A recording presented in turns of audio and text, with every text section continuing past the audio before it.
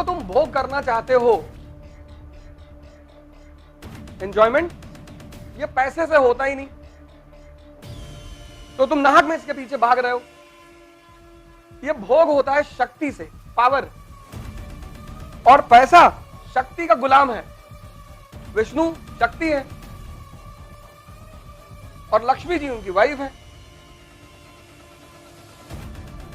यही तो कॉन्सेप्ट है। और कॉन्सेप्ट क्या है? तुम अगर लक्ष्मी जी के पीछे भागोगे तो वो अपने आदमी को थोड़ी छोड़ेंगी। माँ माँ माँ कहेंगी पहले पापा को बुलाओ, वो तो कहेंगी पहले पापा को बुलाओ, और तुम पापा पे ध्यान ही नहीं दे रहे हो। और पापा यानी शक्ति। जितना जलोगे उतना निखरोगे। जय हिंद फ्रेंड्स। मुझे कुछ चीजें पता चल गई हैं दुनिया में, उसमें से एक चीज ये पता चली है कि जितना जलोगे उतना निखरोगे, और कोई नियम ही नहीं है ही नहीं। इसीलिए राम ने अपने बेटे को जंगल भेज दिया, यही वजह थी, और कोई वजह थोड़ी थी। जंगल में ऐसा थोड़ी जंगल में गए छोड़ आए, आश्रम में थे, महल में जन्म नहीं हुआ। तो तुम तो वैसे ही भाग्यशाली हो कि तुम्हारे बहुत सारे लोगों का महल में वैसे ही जन्म नहीं हुआ।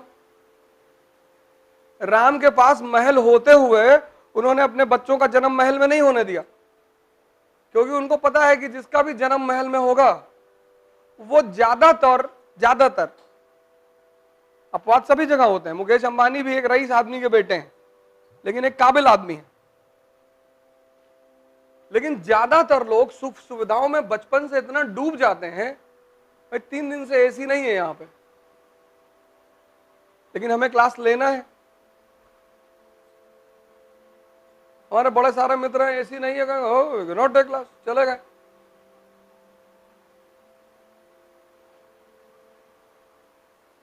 तो हमें कुछ चीजें जीवन में समझ में आ गई। वही मैं तुम लोगों से बार बार कहता हूं, मैं पढ़ाना वढ़ाना थोड़ी चाहता हूं यार, ये सब तो किताब में लिखा है, जाओ पढ़ो।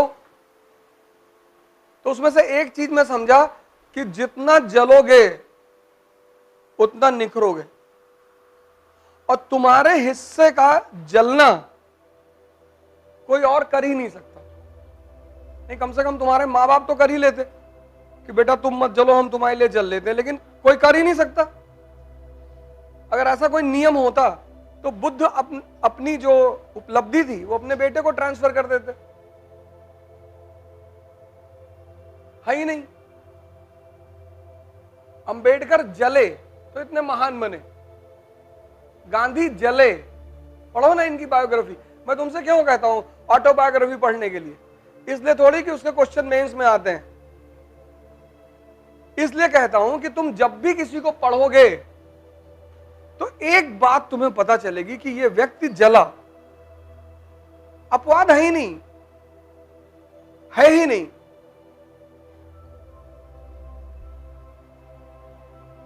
है ही नहीं। जिनको तुम भोग करना चाहते हो, एंजॉयमेंट, ये पैसे से होता ही नहीं, तो तुम नाहक में इसके पीछे भाग रहे हो। ये भोग होता है शक्ति से, पावर, और पैसा शक्ति का गुलाम है। विष्णु शक्ति है और लक्ष्मी जी उनकी वाइफ है। यही तो कॉन्सेप्ट है। और कॉन्सेप्ट क्या है? तुम अगर लक्ष्मी जी के पीछे भागोगे तो वो अपने आदमी को थोड़ी छोड़ेंगी। माँ माँ माँ कहेंगी पहले पापा को बुलाओ, वो तो कहेंगी पहले पापा को बुलाओ, और तुम पापा पे ध्यान ही नहीं दे रहे हो। और पापा यानी शक्ति। तो माँ तुम्हारे घर आएगी, एकदम आएगी, लेकिन पहले पिता को तो बुलाओ।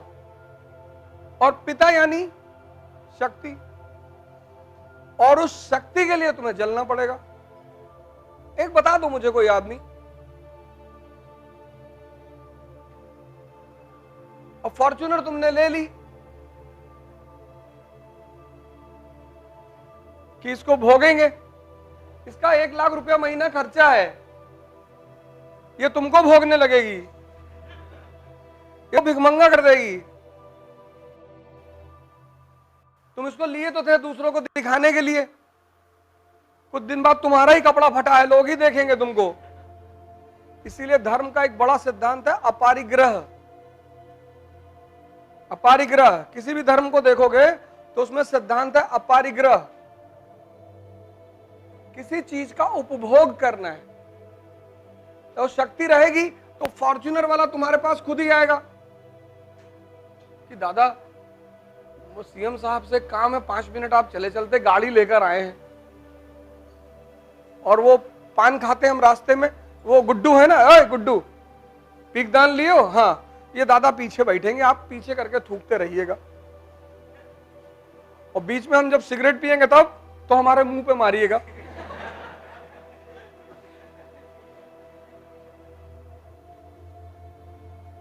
और रास्ते में आधा घंटे के लिए रोक देना, मुझे पेड़ की पत्तियां गिननी होती है जहां मैं जाता हूं, दादा हम भी गिनेंगे आपके साथ, एक तरफ से आप गिनना, दूसरी तरफ से हम गिनेंगे, और गुड्डू भी गिनेंगे दादा। और क्या है जीवन, इसके सिवा कुछ है? तो पढ़ो ना यार मस्ती से।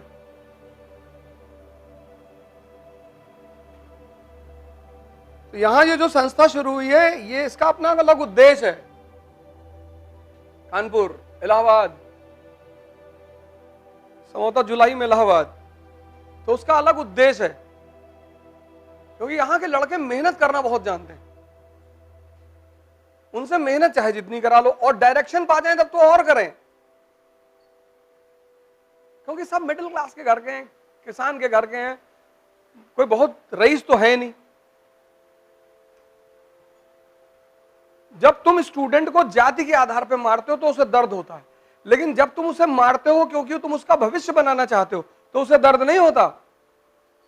तुम अपने पिता लोगों से पूछो, माता से पूछो, कभी उन्होंने किसी टीचर की बुराई की? क्योंकि वो इसलिए मारते थे क्योंकि आपका भविष्य अच्छा चाहते थे, वो इसलिए नहीं मारते थे कि तुम अलग जाति के हो, अलग धर्म के हो।